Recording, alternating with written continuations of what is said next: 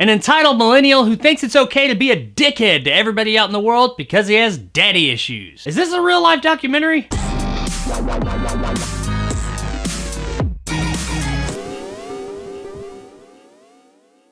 The King of Staten Island is brought to us by the 40-year-old virgin and knocked-up director Judd Apatow. We follow Scott, played by Pete Davidson, a 24-year-old slacker whose firefighter father died in a fire 17 years ago. Scott uses the fact that he lost his father at such a young age as pretty much the reason for every bit of his misfortune. He's pretty much just a slacker who sits around with his friends and smokes weed all day and dreams of one day becoming a tattoo artist. However, he lacks pretty much any motivation in making that dream come true himself. You see, Scott is entitled, and he has been allowed to be that way for a lot of his life. If something's not given to him, then he's just not going to go out and get it, and he's going to somehow use his father's death and his mental issues because of that as the reason as to why he doesn't have this something. Scott makes pretty much everyone he knows that cares about him's life miserable. He gives no shits about anything, and at times it seems anyone. Some of his loved ones come to him and try and show him that they actually do care about him and where he's headed. And he's just a fuckhead about the situation. I mean, really, this guy's a dick in this movie. The majority of the movie centers around Scott's mom, played by Marissa Tomei, meeting a new man for the first time since Scott's father died. And this new man, Ray, played by Bill Burr,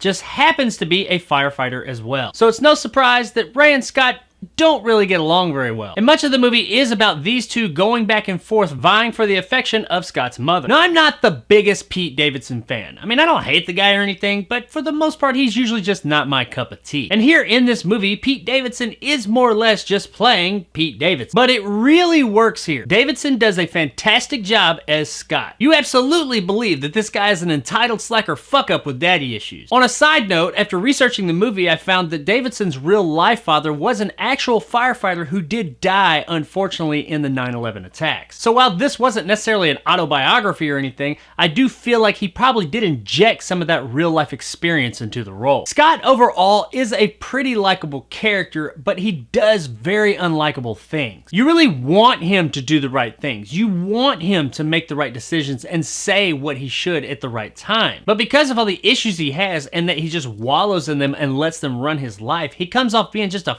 fucking asshole a lot of the time. You'll like the guy, but there's times you'll just really want to punch him in the fucking face. Bill Burr turns in a banger of a performance as Ray as well. Davidson is quick at the draw and a really fast talker, but Burr is able to stand toe-to-toe with him and fire back with everything he has to dish out. The two do a great job of working off one another and both turn in very believable real performances. On a side note real quick, every time Bill Burr showed up on screen, he totally reminded me of Joe Pantoliano. Seriously, look at him. Every time I saw the guy, I thought, Joey Pants. Everybody else in the movie does a really good job too. However, Davidson and Burr are absolutely the standouts. Being a Judd Apatow movie and having Pete Davidson and Bill Burr in it, you would be right in thinking that this movie is a comedy. And it absolutely is. This movie does have some genuinely funny ass moments in it. But something else it also has is heart. Like the best comedies out there, it's not just slapstick fun from beginning to end. There is actually some heart and meaning to this movie. It's not through and through. For the vast majority of the movie, it's all about the laughs. But there are a few times that drama kicks in and it doesn't miss. You really feel what's going on with these characters because the movie does give you time to actually really get to know them all. So when these dramatic moments happen, they feel earned and real. But there's also some funny ass shit in this movie too. I don't know if I'd really call any of it like laugh out loud nonstop funny, but there are some genuinely funny moments in the movie. And as a whole, the comedy in the movie was very enjoyable. While the movie's story is fairly simple, it doesn't have a simple answer to its problems. Nor does the movie ever cop out and give some all-encompassing bullshit fix to all the problems. There's some issues that arise in this movie that we don't get direct answers to in this movie. But that's okay. That's not what the movie's about. The movie's about these characters that need to grow, and it allows them to do that. Something the movie does very well is natural character growth. All of our characters here do grow, and they do it in a very real, believable way. There's never any crazy jumps in logic as far as the character growth goes here. It's all believable and natural, and not everything gets that happy answer that we're looking for. Because that's life. Not everything everything always works out 100%. And that was something I really liked about the ending. It didn't give us every single answer. It gave us the answers we needed, but not necessarily all the answers we wanted. But that's fine, because the movie ended when it needed to end. In fact, it probably should have ended a little bit earlier, which brings me to one of my issues with the movie is its length. While I did enjoy this movie overall, I will say that I felt like it overstayed its welcome just a bit. They probably could have shaved off about 15 or 20 minutes of this movie's runtime, and it would have been a much tighter, better, fuller experience. Not that there's anything in the movie that's bad that I just immediately say's gotta go, but there are definitely some parts where you can tell the characters are just let loose to go back and forth that they probably could have shaved down a bit. Now, I mean, these moments are entertaining, I'll give them that, but they don't all necessarily add anything to the story. And because of that, they at times feel a little out of place and make the runtime seem a bit longer than it really is. It's not the end of the world, nor is it the worst complaint somebody could have for a movie. But at the end of the day, I'm here to tell you what I thought, and I thought the movie was a bit too long in the tooth. Also, while not a major hit at the movie, there are just a couple of tonal issues, such as for the most part, the movie is fairly grounded in reality, but then some really out there shit happens at times. Like at one point at his job after work, everybody gets together and has like this Fight Club type boxing match to see who gets all the tips. It's really kind of weird and bizarre, and from myself having come from working in the restaurant business for years and years, I'll say that that shit would never happen. Have you seen how protective people are of their tips in the restaurant business? There's no fucking way anybody would agree to this. This is also one of those parts that doesn't really add anything to the story, and while in the moment it is fairly entertaining, if the scene just wasn't there at all, I think the movie would have been better overall for it. There are a few moments like this where it seems they stretched reality just a little bit too much. Nothing that really ruins the film or anything, but they are there. Overall, I really enjoyed The King of Staten Island. While Davidson is not always my flavor of comedy, I thought he and Burr did a fantastic job here playing off of each other. It's got a simple story that does ask some serious questions that don't have easy answers. Some severely flawed yet believable characters that feature some great character growth, and some genuinely earned, heartwarming moments that make it worth a rent.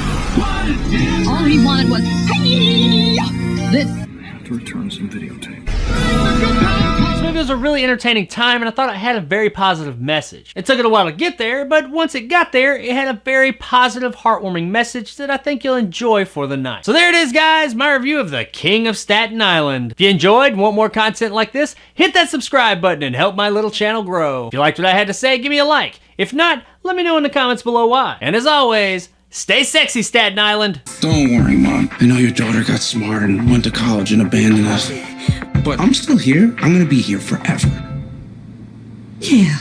So is this like Judd Apatow's thing or something, where he makes movies that are just a little bit too long? I mean, look at his track record here. You got The 40-Year-Old Virgin, which is a great movie, but it's just a little bit too long. You got Knocked Up, which is a great movie, but it's a little bit too long. And then you got This Is 40, which is an okay movie, and it's probably just a little bit more too long. And then Trainwreck, which, well, honestly, I didn't see Trainwreck, so I can't really say, but if I had to guess, I'd say it's a little bit too long.